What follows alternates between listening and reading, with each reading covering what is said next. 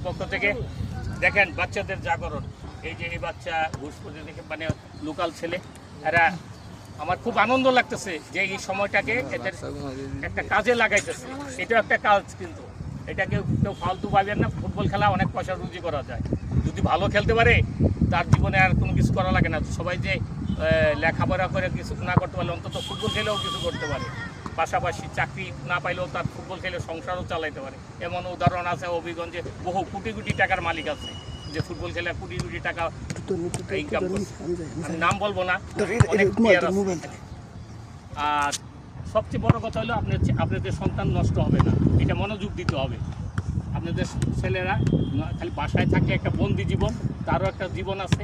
বাচ্চাদেরকে খেলতে দেন, যে কোনো খেলা, ক্রিকেট খেলুক, ভলিবল খেলুক, তারপর যাই খেলুক, তাকে একটা খেলার সুযোগ করে দেন। একটা তাকে প্রেশার ক্রিয়েট করেন না। আমি অনুরোধ করতেছি যারা আছেন আশেপাশে, আমি সবাইকে অনুরোধ করবো তাকে শুক্র শনি আমরা হবিগঞ্জ জালাল স্টেডিয়ামে আসছি এই জন্য যে বাচ্চাদের খেলাধুলার দিকে উৎসাহিত হোক, একদম বন্ধ করে দেবেন না, বন্দি মোবাইল থেকে বিরত রাখেন। আমি আবার অনুরোধ করবো যাদের বাচ্চাকে ভর্তি করতে চান, শুক্র শনি হবিগঞ্জ স্টেডিয়াম জালাল স্টেডিয়াম আসি, আপনাদের বাচ্চাদেরকে নিয়ে আসবেন। আমরা যথাসাধ্য চেষ্টা করবো আপনাদের ছেলেদেরকে মানে একটা ভালো জায়গায় পৌঁছায় দিতে। সবাইকে শুভেচ্ছা, অভিনন্দন।